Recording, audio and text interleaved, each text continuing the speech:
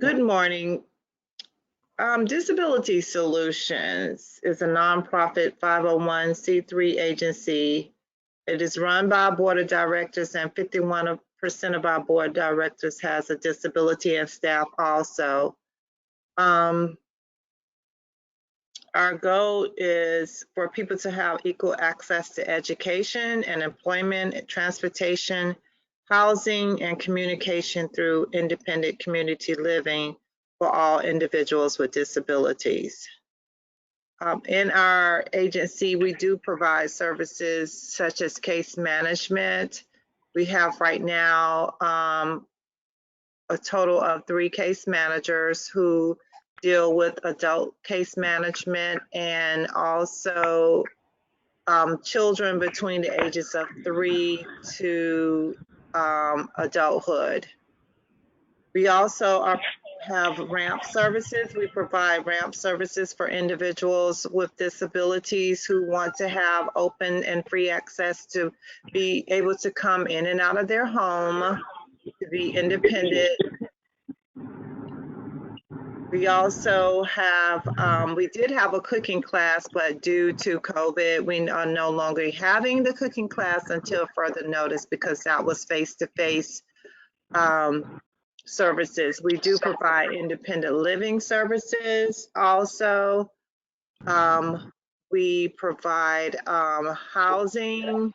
Well, we don't provide housing, but we provide that service. If a person is in need of housing, a person with disabilities, they are in need of housing. We have case management, and we work hand in hand. We collaborate with the Homeless Coalition, the Mainstream Voucher Services out of New Smyrna Beach in Ormond Beach and Flagler County. We also work hand in hand with other agencies that provide housing, and they have individuals with disabilities, so they refer them over to our agency. We also provide other services like information and referral services. If an individual calls into our agency and they need some type of information, they can be referred out to other agencies. We work hand in hand with vocational rehab, APD, Agency for People with Disabilities. We work hand in hand with Elder Source.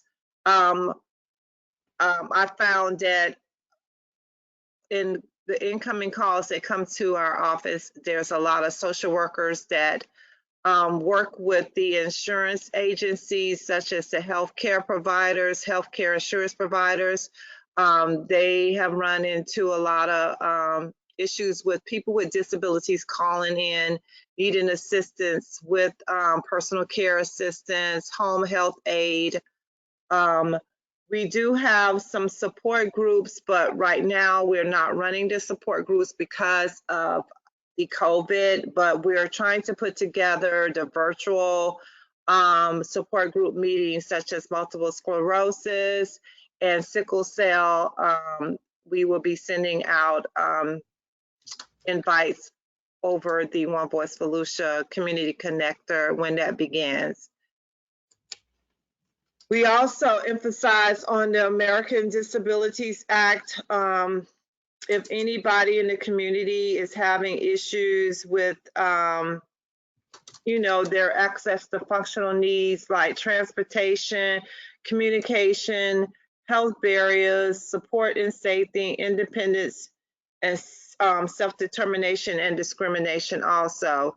And before I go into that, we also have a case manager that specializes in American Sign Language. We have a deaf and hard of hearing case manager, which is so awesome. I am so grateful that we have a deaf and hard of hearing case manager with Disability Solutions, because I remember at a time before we did, just trying to communicate with a deaf and hard of hearing individual, I would get upset with myself because I was not able to communicate using American Sign Language, and I would have to get a pen and pencil and communicate with them. And I just thought it was so unfair. But at least I was able to get something done. But I'm so grateful that we have American Sign Language Deaf and Hard of Hearing case manager at this time. We also, you know, if a person does have issues with having access to businesses or transportation or, you know, communication or that sort, you know, our agency is able to assist with that. I'm great that we have a great collaboration with both trans services. Edie is so awesome. Whenever I call her, she is able to assist at any time. We do have great communication, you know, collaboration with other agencies out in the community that that are able to assist our consumers when needing.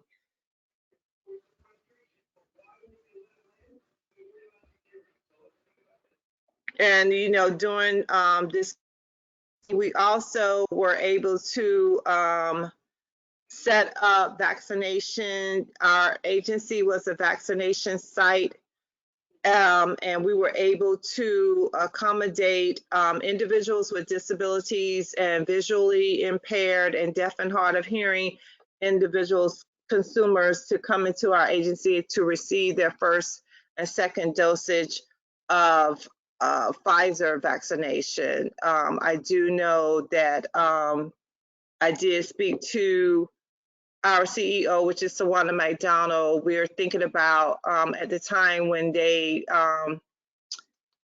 allow individuals to have booster shots, we are going to set up at our site to receive booster shots also.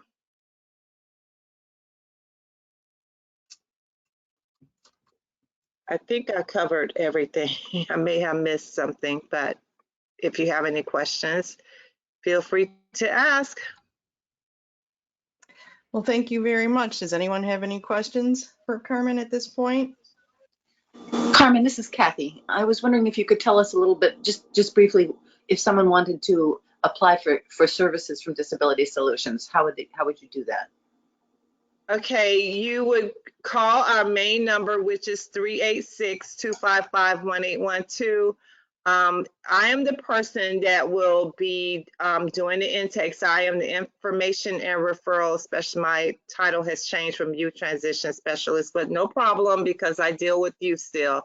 You will call in and a intake will be completed on you, and then you will be assigned a case manager. Right now we have a wait list, but the wait list is like, it does not, your name does not stay on the wait list for weeks. It's like a couple of days, it rotates. And if you are a person with disability, we don't ask you to have paperwork to prove that you have a disability. If you are saying that you have a disability, we have to go off of that. But you call in our agency and we complete an intake on you, and that's the process. You are assigned a case manager. Case management will get in contact with you and then start the process, because there's other paperwork that needs to be completed along with that to open up a case file.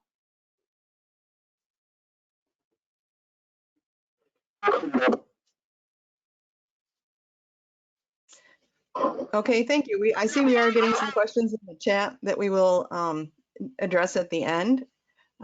Next, we will move on to Jacqueline Marquez Dupree. What is CARD? Good morning, everyone, and thank you for allowing CARD to be present at this meeting. So what is CARD? Next slide, please. So CARD stands for the Center for Autism and Related Disabilities. You can advance to the next slide, please. Okay. We serve Sumter, Volusia, Osceola, Volusia, Seminole, and Orange County. We are a state-funded program. There's no charge for our service to the families. Our services are all consultative in nature. And one of the things that we do is that we work a lot with the school systems, meaning we can go into the schools, do some observations, and if the teachers need some support in the classroom to work with a kiddo who's in the spectrum, that is something that we are definitely able to facilitate for them. Next slide, please. So the services that we provide, again, they are for the individuals in the spectrum. We also serve their families, the communities, churches, businesses, any organizations that welcomes our constituents into their community. We are there to support them as well. And again, our services are all free of charge. Next slide, please. In 2019-2020, we served over 29,000 individuals that were impacted. As you can see, I'm not going to go all through this, all these numbers, because this is something that you will have to read at your leisure at a later time. Next slide, please. Who does CARD serve? We serve anyone who is within the spectrum of autism. Prior to 2014 and the DSM-5, a lot of individuals were categorized as having either PDD-NOS, autism, pervasive developmental disorder, or Asperger's. Also, individuals who have been diagnosed with REDS, disintegrative childhood disorder, or dual sensory impairments are some of the individuals that we can also serve at CARD. Next slide. What is autism? Autism is a neurological and pervasive developmental disorder, and is categorized into 3 core areas of deficit. That is the social, communication, and the repetitive behavior. Next slide, please. The core deficits of autism, again, is the social communication, the restrictive, repetitive, stereotype behavior, and also a lot of our constituents tend to have very particular interests. Some of them are very interested in cars, in trains, and flags. Those are some of the interests and restrictive behaviors that we do see in individuals with ASD. Next slide, please. Again, ASD is a lifelong neurological disorder. There is no cure for autism, as far as we can tell. It mainly affects their communication and their social skills. Next slide, please.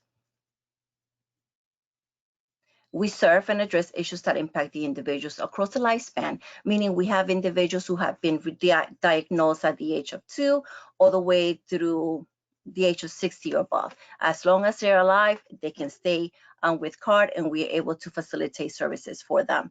The services, again, are consultative in nature. We can provide them in the home, in the school, or in the community. And again, something that I need to mention about CARD, we are not a center per se, meaning families do not bring their children to us for any therapy or for any case management services. Next slide. The supports, again, we provide a lot of supports either in through the phone, through Zoom, through face-to-face contacts, which is something that we have started to do now. Again, we go into the schools, we go into businesses for some of the individuals who are working. We do work in their with their employers to try to get them the best accommodating services in the workplace. Because again, what we want is an individual who is going to be fully independent, and that is going to need as little support as possible as they continue getting older. Again, we work with the community, and our services and our practices are all scientific based. We do not go on the latest trend that you might hear about autism. Everything that we do is research based. Next slide, please. Some of the things that we cannot do. We cannot handle any emergency situations. If there's an emergency, we recommend our families to contact 911. We do not provide any therapy services or case management. We do not provide any legal or educational advocacy. We do not provide any medical advice or diagnosis.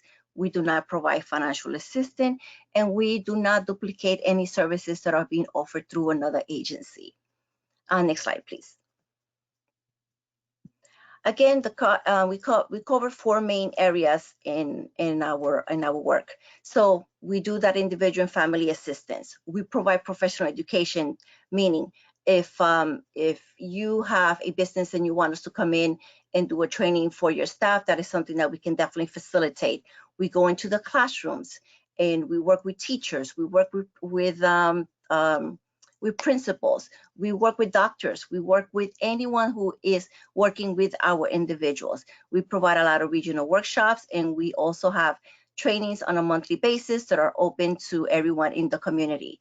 We provide technical assistance, meaning we go into the classroom, into community activities, and we also do a lot of public awareness like the one that we're doing today. Next slide, please. Education, again, we have a lot of parent educational workshops. Here on this slide, you can see two of the educational workshops that we're offering. One of them is geared for families who have children between the ages of 2 and 7, and it's called Ruby. That is an evidence-based ABA program. It is a wonderful program. We're teaching the program in 2 languages, in English and in Spanish. And we also have the executive functioning coaching program, and this is a program for high school students, and parents are welcome into this program as well. Next slide, please. We assist professionals, again, educators, childcare centers, employers, anyone who's interacting with our constituents, we are there to provide that service. Next slide, please. We also, actually, our program is funded through the Department of Education, so we do provide a lot of training to educators and other professionals. Next slide, please. Again, CARD, our expertise is in autism. We provide a lifelong support to the individual and to the families, and our services are free to the families and to the constituents. Next slide, please. Again, last year we served a significant amount of families. We provide we have in the website, you can go in and you can see the calendar of events, which is going to list all the programs and services that we're offering for the month. We also have a monthly newsletter that goes out to our families and to our professionals, just to keep you apprised of what is that we're doing and the programs that are coming up to the family. These are 2 other programs that we have available to our families. Battle at the Mashed Potato Hill. It is a program geared for the kiddos who are having difficulty with swallowing or eating issues.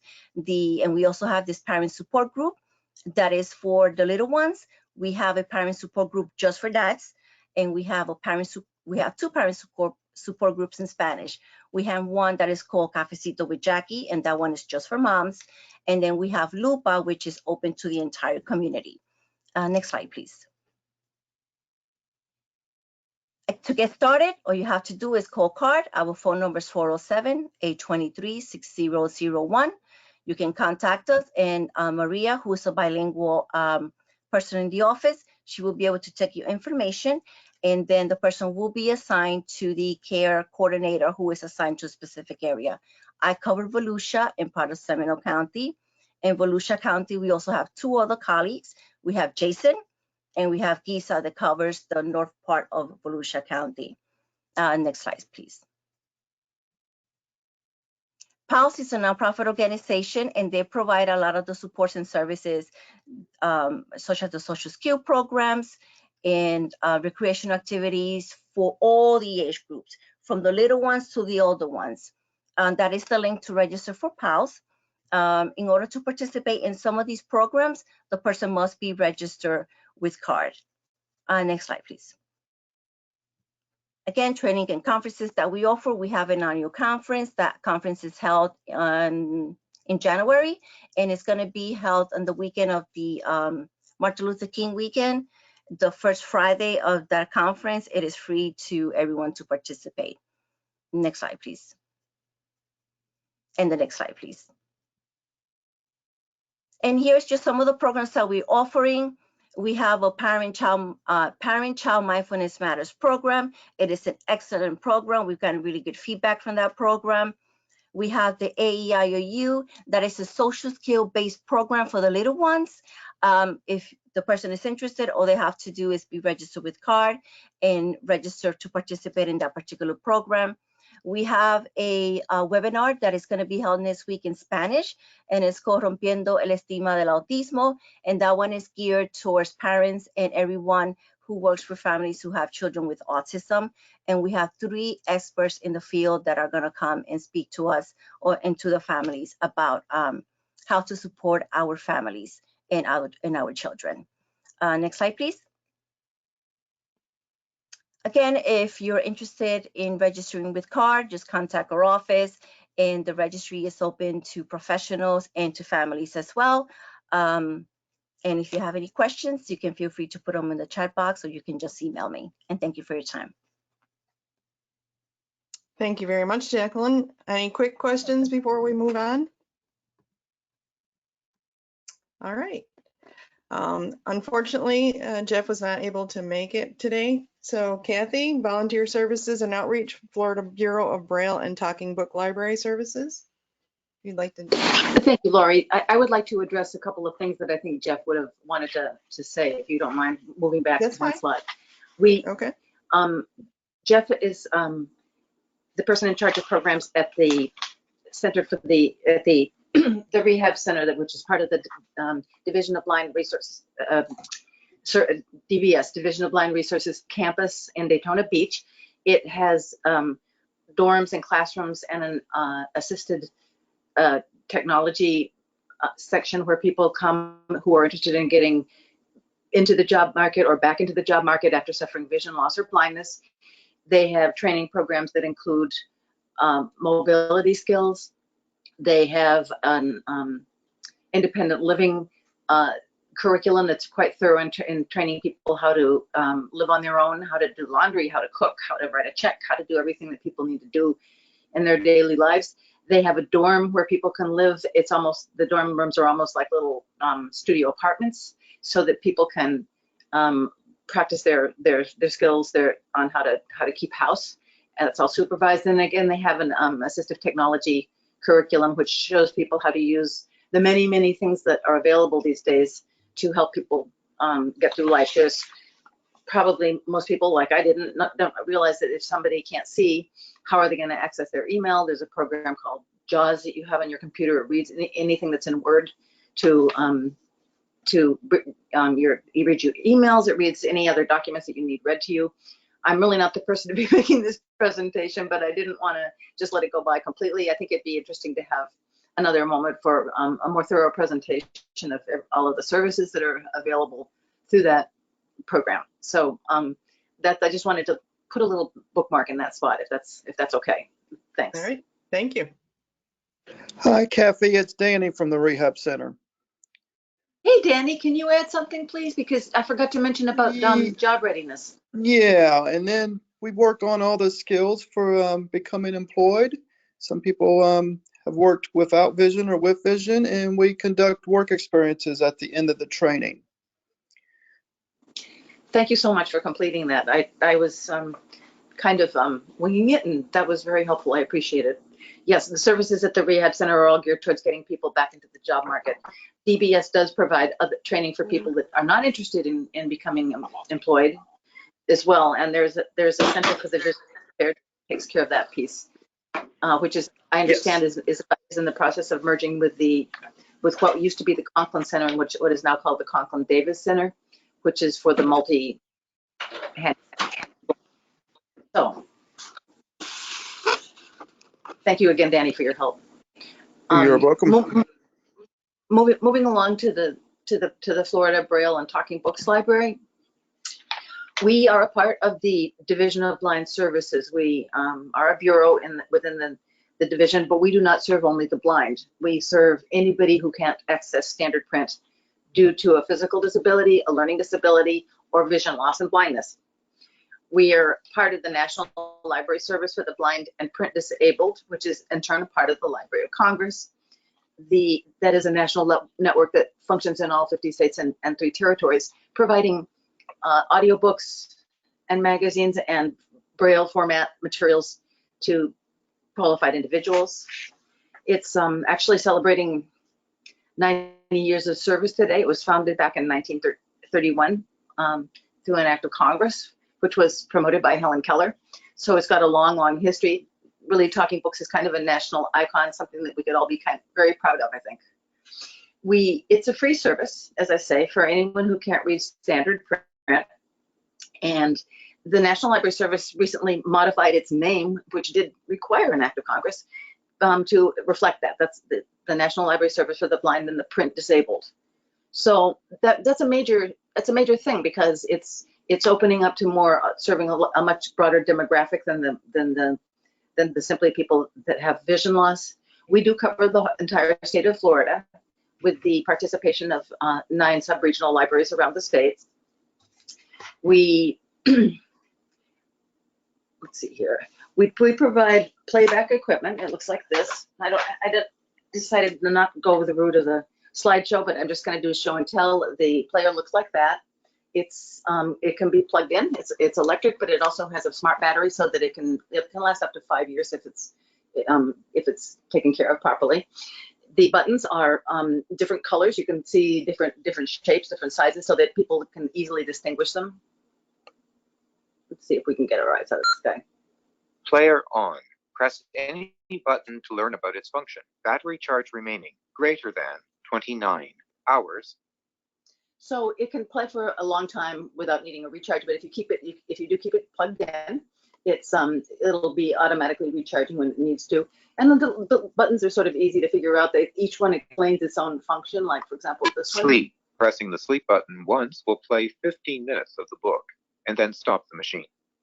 Pressing the sleep button twice will play the book for 30 minutes. So you get the idea. There's a volume up, there's a tone up, different ways to adjust it for backwards and forwards. And the books look like this. They're little cartridges. It's basically a glorified flash drive, and it goes into the little player. Easy to tell which end to stick in because there's only, oops, someone can try to do that. There's a hole, which is the end that does not go in. 3 books. Harry Potter and the Order of the Phoenix. Current. Anyway, we don't want to take up too much time with that. I just think it's nice to show the equipment that's available. The books come to you. We call them books, digital books. They come in a little cartridge pack that looks like this with an address card with your address on one side and the library's address on the other side. So when you're through with the book, you simply flip the label turns, and you can put it right back in the mailbox. It's prepaid through the U.S. postal system. We also do provide lightweight headphones if needed, and there is also a function of amplified headphones and software available for people with hearing loss. For that, a separate application is required because you could damage your hearing if you used it and you didn't really need it. So the other way you can get your books is you download a free app onto your smartphone or your smart device. It looks a lot like the player, and it is free of charge. Also, you can download as many books as you want right onto your device, or if you don't have a smartphone, you can download them onto a flash drive, and you can play the flash drive in the player. There's a flash drive port there for that purpose. So definitely high tech, low tech, we can accommodate everybody. Patrons may choose their own books. They can go online and order them directly. They can call a library and order them that way. They can also ask to be placed on what we call auto select and tell the library what they like. What kind of books do you like? You like romance, you like adventure, you like cowboy, you like war stories, and the system will select books and send them to you however many you ask for. Each player each patron is assigned a reader advisor. We have a reader services department which takes calls all day long, and they help people with anything that they need on their accounts. They might need help with getting their account set up the way they want it. They might have technical issues. They might want to have help downloading the BARD app, which is the Braille and Audio Reading Download app, which is part of the service from the National Library Service. So you can download your materials. People can keep materials up to 45 days, and service will continue as long as people are returning their materials in a timely manner. Our library is located right here in Daytona. It's on the Division of Blind Services campus across from the Conklin Center on White Street. And it's unlike most libraries, it's not really a walk-in library. People get their service through the mail or by download, but people are welcome to visit. I'd be very happy to show people around the library. Just call us and would love to make an appointment for you. Let's see. There's a couple of auxiliary services that go along with our with membership. Newsline for the Blind is actually through the National Federation of the Blind. It gives you access to newspapers, magazines, weather alerts, job listings, and that you can get that through over the phone. You can get it through emails, and there's different ways that you can receive that information. I think we have someone here, Wendy Wilson can elaborate on that a little bit when she tells us about the Lions Club. As far as applying for services, it's a very simple application. It's basically a 2-page application with just personal information and what exactly are the services that are you're applying for, and it has to be signed off by a certifying authority. The certifying authority can be any professional that is familiar with the person's conditions. It could be, for example, any one of the card counselors or instructors could easily sign up someone with autism who was not able to read, and they can just provide their professional information and their contact information, and the person would be accepted for services. Probably most people on this call would qualify to be able to sign off on an application. Let's see, what am I forgetting? We work with volunteers also to help us provide services. There's a recording studio on campus, also mostly with volunteers, where we produce Florida interest books and magazines. That is how I actually became involved with the library in the first place. I was a volunteer at their Spanish language production program. And that's another thing. Materials are available in English, Spanish, and other languages. And the players can be programmed also in either language. For example, here's the Spanish language player. Reproductor prendido. Oprimir cualquier botón para aprender cómo funciona. Electricidad. Carga. Oh, well, you get the idea. I sort of galloped through all of that. I don't know if anybody has any questions, or if anybody on the call wants to remind me that I forgot to say something important. You're more than welcome. Thank you, Kathy. Any questions for me, or I'll put them in the chat, and I will put our contact information in the chat as well. If anybody wants to receive an application, they can just call the library, and one will be mailed to you, or you can go online, and I will put the website in the chat box. All right. Thanks. Thank you. Next, we have Mary from the Vocational Rehabilitation. She's a vocational rehabilitation consultant from the Florida Division of Vocational Rehabilitation. That's a mouthful, sorry. Mary, if you want to take it away. Sure. Good morning, everyone. Vocational rehab is to help people with disabilities find and maintain employment or advance their career, enhance their employment. Now, we do have several programs with our agency. A lot of our funding is state and federal, and we have a lot of information for students through our potentially eligible students program and our traditional transition program. For referrals for the potentially eligible students, those come through the IEP facilitators of each school, and that should be across the board for the state of Florida. However, they can make a direct referral to VR by going online to our website and accessing the referral form, or going to our office individually to place in a referral. But usually it comes through the school, since they can attach the IEP and give us any information we need to make our contact. A lot of those potentially eligible students do move into traditional VR once they go to exit the high school. So for that, we have excellent progress with that. The potentially eligible students are able to do job exploration, career counseling, work-based learning experiences, and post-secondary educational counseling, a lot through our career camps or with individual trainings. With the pandemic, a lot of that's been done virtually, which that's across probably the whole state. We did have some do in person though down in Orange County, so that was nice for some of our students who wanted to do face-to-face. The traditional program offers more services to the student that are not available through potentially eligible. So if we have a student that's facing transportation difficulties or services that are not offered through potentially eligible, we do talk to them about moving straight to traditional VR. For our adults and for students, we do start at age 14. For those who didn't know, we go 14 to 22. And even if someone graduates at 18 and exits the school system, if they choose to go to college, once they register and get into classes, we can again offer our youth services until age 22. So that's a plus for them. And then for traditional, obviously services are individualized through their IPE, which is an individualized employment plan of employment. So that is basically the gist of VR. We are here to help people with disabilities find employment. Let's see what else. I know we're governed by the Rehabilitation Service Administration, so they have our guidelines for eligibility and plan development, so they keep us on track with that.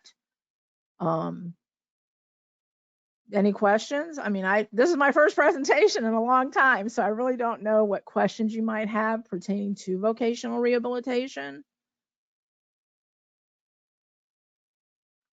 Well, thank you, Mary. Does anybody have any quick questions? Otherwise, if you think of something, you can put it in the chat. It looks like Sure. somebody did ask for your contact Yes, and information. I am going to put in the chat our RehabWorks website, which does offer information about all of our programs. We have a deaf and hard of hearing program, the transition program. We are a Ticket to Work employment network. So that website offers a lot of information that could be beneficial to your clients. Well, thank you. No problem. Next, we have Ronnie David, from CEO from the Conklin Davis Center.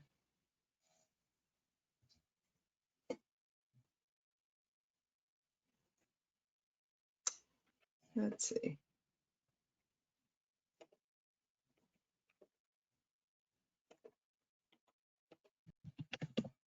Not sure.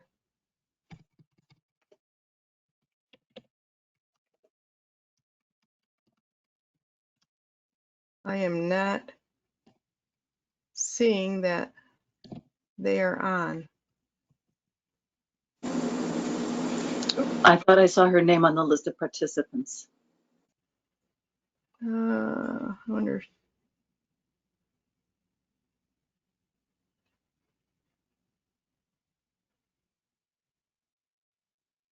I'm not seeing it now, though. Yeah, I'm Sorry. not seeing it. Well, I think if she comes back on, we'll come back. Next, we have Stephanie Love, the Manager of Student Learning and Partner Success, Step Up for Students Gardner Scholarship Program. Good morning, everyone. Thank you all for allowing me to be here. I'm glad to talk to you all about the Gardner Scholarship Program. And now the name of it has changed, and we have a lot of new things going on with it. But for those of you who aren't familiar, I'm going to go through the whole gamut of how it works. Step Up for Students is the nonprofit organization that administers these that administers various scholarship programs for children, school-age children, children between the ages of 3 all the way up to 22. Next slide, please. So we actually have 5 different scholarship programs that we administer, but I'm going to focus on the Family Empowerment Scholarship, which encompasses the scholarship that was known as the Gardner. Next slide. So the Family Empowerment Scholarships has 2 aspects to it. Next slide. It has one where parents can apply for funding to send their children to a private school or a public school other than the one that they are assigned to, or if they have a child that has special needs or unique abilities, they can apply for a scholarship for that. And that's where the Gardner is now. So the Gardner Scholarship name has changed. How parents use it has not changed. It's just that the name of it has changed, and now it falls under family empowerment, which makes it a little bit easier for parents, because previously if a family had one child that had special needs and then another child that they just wanted to apply to send them to private school, they had to do 2 separate applications. So now in the future, what will happen is a parent can do 1 application and then just pick which scholarship they would like to apply for each child. So ultimately, this is going to make it a little bit easier for parents. Next slide, please. And another cool thing about the scholarship for private school or transportation to another public school, there are groups of children that are automatically eligible for these scholarships, and they are as follows. A child that is in foster care, whether that is relative or out of home care, or a child that is homeless. Siblings of students who received the Gardner Scholarship for this school year, they are automatically eligible for a scholarship for private school or a transportation scholarship to a public school. Then dependent children of members of the United States Armed Forces, regardless of their rank or pay, they are automatically eligible for a scholarship. And then we have the Florida Tax Credit Scholarship, where children have to qualify based on income. Next slide. We are still accepting applications for this school year for the Family Empowerment Scholarships. Next slide. And parents would apply through our website. And applying through our website for the scholarships, they upload documents. If they need assistance, they can call our customer service department or chat with someone on our website to get assistance. And we provide assistance for parents in English, Spanish, and Creole. Now let's delve in deeper in the scholarship that you all came to learn more about, because it directly impacts children who have certain diagnoses. And as you see on the screen now, you see the listing of diagnoses that are eligible for the Family Empowerment Scholarship Unique Abilities, formerly known as the Gardner. Whew, that's a mouthful. That is a mouthful. What I can tell you about these diagnoses is that more than 60% of children using this scholarship are on the spectrum for autism, but you do have the other diagnoses as well. And if you wanted to sum it up, you can sum it up this way. Any child that has an IEP would be eligible for this scholarship. And we are able to serve children ages 3 all the way up to 22 unless they graduate. These children who are on scholarship are either enrolled in private school or they are being homeschooled by their parents. Next slide. And when parents apply for the scholarship, they can provide us with either a letter, a formal diagnosis from a physician or psychologist, or a copy of their IEP demonstrating that they have one of the diagnoses that was listed on the previous slide. Also, children between the ages of 3 and 6, they must be that age on or before September 1st. I am so glad that now with this particular scholarship, we have a whole lot more diagnoses that are eligible. And like I said, to sum it up, any child that has an IEP for whatever reason would be now eligible for this scholarship, which is wonderful. Next slide. What is the amount of the scholarship? So it's approximately $10,000 depending on the grade of the student, the county that they live in, and disability, meaning students that have a higher matrix score, like a 254 or 255, they would receive significantly more than the $10,000 because they need more supports than a student that has 253 or below. If parents do not use all of their scholarship dollars in one year, it can be rolled over to the next year for as long as the student stays on scholarship. And if a student is no longer on scholarship and they have money left over, they do have up to 2 years that they can use that money. Otherwise, it reverts back to the state. And also, if a student graduates and they have dollars left, it can be used in a secondary education program such as college, technical school, or what have you. So let's talk a little bit more about how these dollars can be used. Next slide. It could be used at a participating private school or to pay for a homeschool co-op, because as I stated earlier, students that are on this particular scholarship are either enrolled in private school or they are being homeschooled.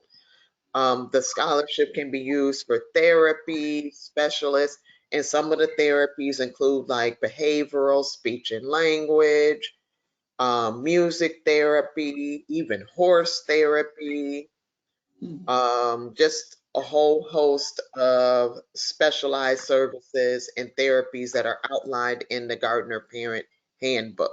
It could be used for the purchase of curriculum, technology such as computers, iPads, assistive technology. Parents can even use a portion of the dollars to be set aside in a prepaid college fund.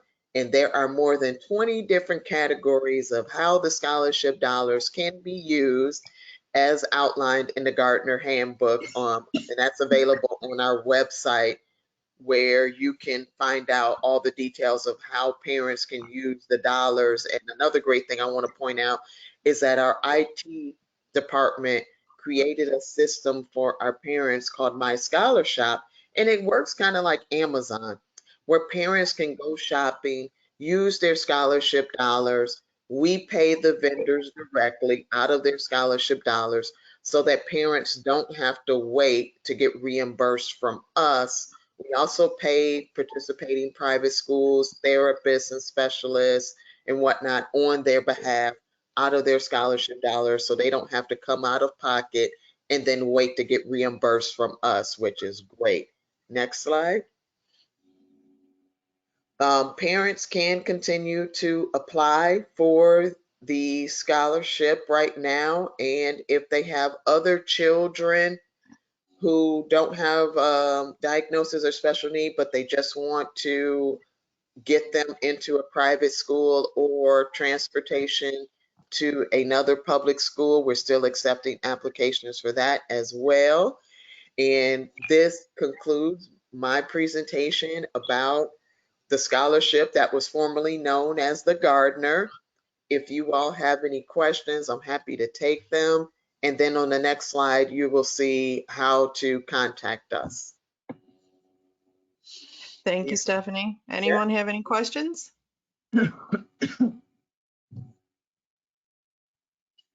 All right. And moving on. Oh, there's a thank you. Wendy Wilson, president from the DeLand Lions Club. Good morning, everybody. The Lions Club is the largest service organization in the world with over 1.4 million people in it right now. We started in 1917, and in 1925, Helen Keller asked us to be Knights of the Blind and Hearing Impaired, and that's our main goals. We provide eye exams, eyeglasses, eye surgeries, hearing aids for people that can't afford them. And even if they have insurance, if their insurance doesn't cover these things, we will step in and do it. Now, I will tell you that even though this is what our main goals are, not every club is the same. You have couple members on here, Doug Hall and Kathy from the Daytona Club. I'm in the DeLand area, so we all do different things. We have different areas that we specialize in. Because I'm a guardian ad litem, we do a lot with foster children. We also do a lot with the homeless veterans, providing services and do fundraising for them. Actually, we've got a chili cook-off coming up, and the money's going to go for them. So anybody that's got a chili recipe they think is great, give me a call. As far as the news line, which I'm also wearing a hat for that, anybody that qualifies for the services for the Braille and Talking Book Library also qualifies for our services. Fortunately, you don't have to fill out an application. You can call me and I can sign you up directly. The only one we require any information on is anybody that's, they've got a problem like holding a book. If you are sight impaired, you automatically qualify. And also, I forgot to mention with the Lions Club, during the COVID era, we gave out 3,000 masks for those with hearing impairments so that people could see what they were saying. And, like I said, that this was all free service. So my club has been in existence since 1939, so we're pretty old folks, and we've been around a long time. So we've got a lot going on, and like I said, you've got a fairly new club in Daytona Beach. They need members. They need help because Daytona is a bigger area than DeLand is. But if you are looking for any information on the Lions Club, you can go to our website, which is Lions with an S, clubs with an S.org. There you can find clubs in your area. You can call and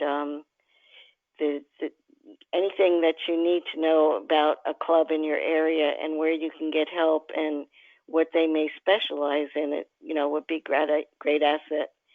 So even though we don't do as much as what it sounds like with some of these organizations, we work very closely with other organizations, and we have a great outreach.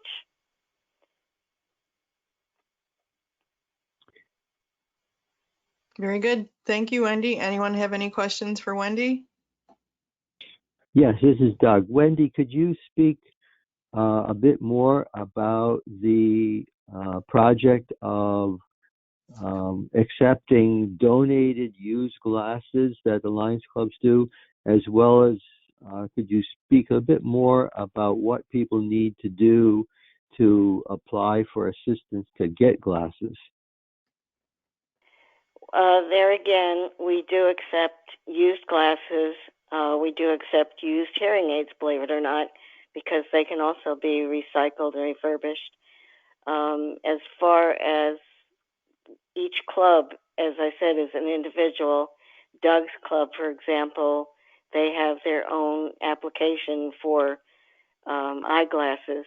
Now, for hearing, it's all of Central Florida, which I'm the chair for Central Florida, so our applications are all the same.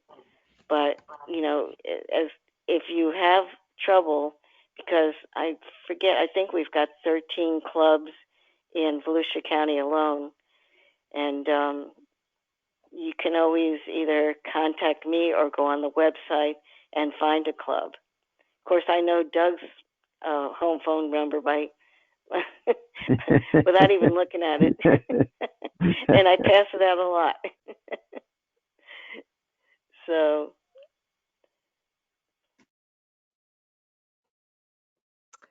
All right. Are there any other questions?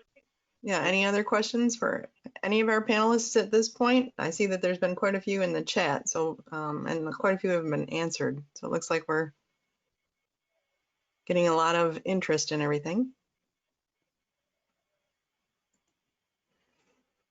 All right, announcement from members. Anyone have an announcement they would like to make? Yes, this is Doug. I'd like to mention that during the week of September 13 through 20 is Rev Up Week. Rev Up is sponsored by the American Association of People with Disabilities and Access to Vote Florida. And the idea of is to get people with disabilities to register and to be involved in the voting process. Volusia County has issued a proclamation calling on everybody to participate in registration and in the voting program. So I encourage people to take a look at it. We're going to be educating people about voting. Unfortunately, the number of people with disabilities who vote is terrible. So we need to get involved, to let our supervisor elections know, and also to get registered so we can vote.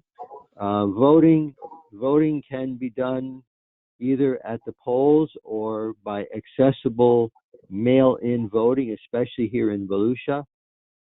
We'd be happy to give out information. By the way, I wanted to mention that at the polls in Volusia, we have the express vote. The express vote by an action of the legislature is now available for anybody who'd like to use the machine.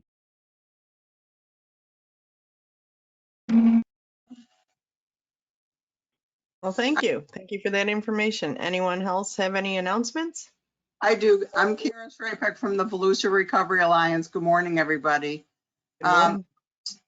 Two things. One is our Career Connect program, which offers career development, trainings, and help through Career Source of Flagler and Volusia for people with substance use disorder, families that are impacted by substance use disorder, as well as anybody that wants to get into the field of recovery. I also have trainings available to CEOs and regarding substance use disorder. And then as part of Recovery Month, we are partnering with the Drive-In Christian Church on September 25th. Vendor table available at $25. You can call me to reserve a table and arrange payment for the table at 386-846-6061.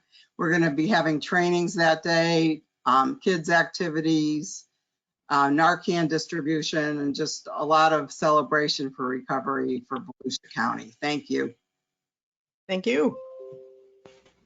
Hey, Lori. Hey.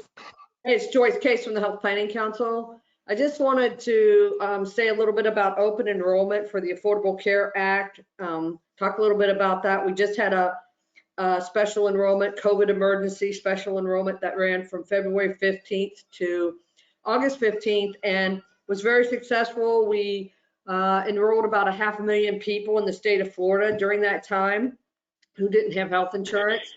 Now is the traditional special enrollment period where you have to have lost insurance. You have to have a life event go on, like either get married or have a baby, gain immigration status, or have been released from jail. But the other special enrollment, and this was just announced, people who are on unemployment still qualify as if there's open enrollment available to them. They don't have to have lost insurance. As long as they've received a check during 2021, they are eligible for the special enrollment period. I'll put my information in the chat. They have to enroll. If somebody were to enroll right now, their coverage would be effective October 1st. And if they wait till after October 1st, be November 1st and so on. Open enrollment for the upcoming enrollment for 2022 coverage starts November 1st, goes through December 15th. And we will have new providers. We'll be announcing that soon. So appreciate the time. I'll put the stuff in the chat. Thanks, Joyce. Appreciate that. You know, speaking of which, Lori, I don't know if this is possible. I'm not as familiar with GoToMeeting system, but is there any way that we can preserve all the information that's in the chat so we can circulate it? There's so much there. Yes. We download chat and send out any information out after the meeting. Oh, that's wonderful. Thank you so much. You're welcome. Any other announcements? Hey, Lori, this is Sheriff Filio with Healthy Communities, Healthy Start Marketing and Education. I just wanted to let everybody know we still do have the no-cost pack and plays and car seats. Right now, the contract that we have goes through the end of this month, and then it ends. We're hoping it'll get renewed, but if anybody wants to have a family contact me, we can determine eligibility. They do have to be right now, Volusia resident. We don't have a Flagler contract signed. They have to show proof of financial need, and it's for prenatal up to 3 years old, so they have extended it. And I do go over everything with them on the phone. So I put everything in the chat. I'm going to put it in right now. It has my phone number in there, and if they have any questions, they can call me. Thank you. Thank you. Any others? Hi, good morning. My name is Renee Leon. I'm with Devereaux, and I'm the Director of Behavioral Services for a new program we started this year, Devereaux's Behavioral Support Program. We're offering training and consultation to families in Osceola, Orange, and Seminole counties. We have a team of behavior analysts and behavior specialists. They're going out into the community and providing training and consultation in-home. And we just started the program recently, so anyone on the autism spectrum and a co-occurring mental health diagnosis are the individuals we're serving, birth through 21 years old. And for anyone who would like to make a referral, I can drop our information in the chat as well on how to do that. Very good, thank you. Thank you. Since it's 10:04, if there's any more announcements or anything, if you would like to put them in the chat, please. Real quick, if you have a quick one. I think I heard somebody say something. We will keep the chat open for a little bit just to give people the opportunity to put any information in there. Our next meeting is October 13th from 9 to 10:30 a.m. And that being said, anything else for final comments? We will adjourn.